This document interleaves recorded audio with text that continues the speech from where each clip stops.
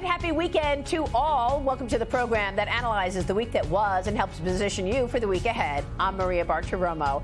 Drama on the House floor this week as Republicans and Democrats butt heads over an interim spending bill. The chaos fueling concerns about the ability for Congress to push through Trump's crucial agenda when he takes office next month. A number of senators and congressmen this week already laying the groundwork to hone in on top priorities, sending a letter to incoming Senate Majority Leader John Thune and House Speaker Mike Johnson, urging a two-step reconciliation process that pushes for a border bill right out of the gate, but delays extending the Trump tax cuts till later. The American public wants right now a secure border. They're fed up with drugs, they're fed up with criminals, they're fed up with terrorists coming across the border. It has to be passed, obviously, because we don't expect any help from our Democrat colleagues. We support the two reconciliation bill solutions, starting out with a very rapid passage of something that provides President Trump the resources he needs to honor the promise he made to Americans to secure our border. You just heard Wisconsin Senator Ron Johnson from the Senate Budget and Finance Committees, and he joins me right now. Senator, good to see you. Thank you so much for being here. Newt Gingrich has told me the time is going to be extremely tight getting the Trump tax cut extension through if you wait until the end of next year to get it through. The Tax Foundation's Grover Norquist writes that Republicans can kiss their House majority goodbye if they delay the tax cuts. I'm going to be speaking with Congresswoman Nicole Maliotakis later in the show, and she also agrees that there should be one big bill at the beginning of the year, which includes border and taxes, as opposed to two reconciliation bills. How do you see it? Well, Merry Christmas, Maria. I just have a different opinion. I think what we need to do is give President Trump the resources he needs to fulfill his major promise, both in 2016 and 2024, which is secure the border, and give him 4 years of funding. That's should be completely non-controversial. We have more than enough money to pay for that. And so get that passed literally within a few weeks of Congress, the new Congress being formed and President Trump being inaugurated.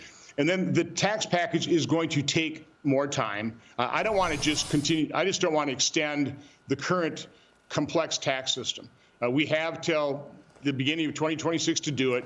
We should take our time. There is a great incentive to avoid a massive tax increase. You don't need the incentive of securing the border to avoid a massive tax increase. So I just disagree with the one bill approach. That could fall apart. We're going to have to deal with debt ceiling. We're going to have to deal with spending and not only funding this year that we're currently in, the fiscal year 2025, but trying to pass appropriation bills for 2026, understanding, and this is what people need to understand, we will get no help from Democrats. The only way you get help from Democrats is if you massively overspend. And from my standpoint, one of the mandates of President Trump in terms of this election was reduce the size, scope, and cost of the federal government. That's what Elon Musk and Vivek Ramaswamy are all about, their DOGE effort. It's to reduce the size of government, not do deals with Democrats that will dramatically increase its size. Yeah. Well, I mean, look, you make a great point, but, you say that it's not controversial, the border, and yet you have to do the border bill through reconciliation. I mean, you're not going to have all that. You don't have the votes on the border on the Democrat side. That's why you have to do it with a simple majority, right? Right. And we can do it. So, again, I think that'll be pretty simple. Lindsey Graham is chairman of budget. He's been holding hearings. We've been meeting with the other committees that will be given the instructions to provide the funding. And there's no controversy from a standpoint of providing President Trump the funds he needs to secure the border and start the deportation process. Well, what's interesting is President Biden is nowhere to be found in this spending bill fight. We haven't seen or heard from him on much of anything this month, but he's now trying to ram through last-minute spending of his own. He's rolling out another $4 billion in student loan forgiveness. The massive loan handout would give nearly 55,000 public workers loan forgiveness.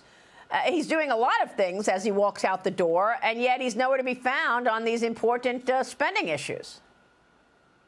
Well, it sure seems like his administration. I'm not sure it's him. I'm not sure he has the cognitive ability to do this, but it certainly seems his henchmen are doing everything they can to shovel money out the door and sabotage the Trump administration, the incoming one. Again, that's what I say. We cannot rely on good faith on the part of Democrats to try and repair the damage they did over the last 4 years. So this is something we need strategies, which is why we wrote that letter. We didn't write that letter to, put a stake in the ground. We wrote that letter to let leadership say that we're going to be supportive of this approach, laying it all out. Come talk to us. It's, by the way, I think it's the approach that Leader Thune wants to enact. It's, people within the administration, I don't want to name names, are also supportive of that approach. So again, I think that's the one that really has the greater number of people supporting it. I think it's going to be the easier one done. Two-step approach. Let's honor that promise. Deliver on that promise of securing the border. And again, we all want to avoid the massive automatic tax increase that'll take effect in 2026 if we do nothing. So we'll do something. But Newt Gingrich, former Speaker of the House, told me that the only way this is going to work is if you have this as soon as you do the border bill, you got to immediately turn to taxes, and you've got to have this written out by May, and you've got to have it signed into law by July 4th. So that you can give people the opportunity to see an impact on the economy. Otherwise, you're going to be in big trouble come the midterms. Do you agree with that? No. When we passed the Tax Cuts and Jobs Act back in 2017, that was at the very tail end of the year. And again, I think you go into the process saying at a minimum, we're going to make sure those tax cuts are extended. If we can, from my standpoint, if we can simplify and rationalize the tax code, that'd be a good thing. That'd be icing on the cake. And I'd like to take some time to, put that effort in and see if we can simplify and rationalize our tax code. Yeah. Well, that would be certainly something important and big. I want to get your take on Trump's new cabinet picks. They were back on the Hill this week. You met with almost all of them. Of all of the picks, who stood out to you? What do you want to tell us about your meetings? Well, first of all, they're all intelligent people. They are articulate, which is important, articulate. Plus, they're willing to fight. And that's what President Trump needs. He needs smart people that can articulate the president's vision and are willing to fight the entrenched bureaucracy in these agencies. It's not going to be easy. What I appreciate as the incoming chair of the Permanent Subcommittee investigation is I got a commitment of all of them to open up their agencies, make them transparent. Now, I warned all of them, it's not going to be an easy task. I mean, the deep state does not give up its secrets easily, but I think they all recognize they have a job to do. They got a big mess to clean up. They want to focus on that. For example, Kash Patel, he wants to fix the FBI. He wants to decentralize it. He wants to send those, prosecutorial decisions out to the branches, get them away from politics, a single system of justice.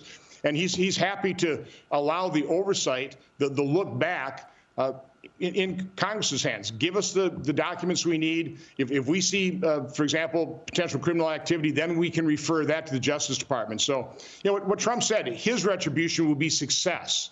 And so all these nominees, from my standpoint, are focused on success. They're looking forward. Congress will do the oversight. Thank you so much. We so appreciate your time.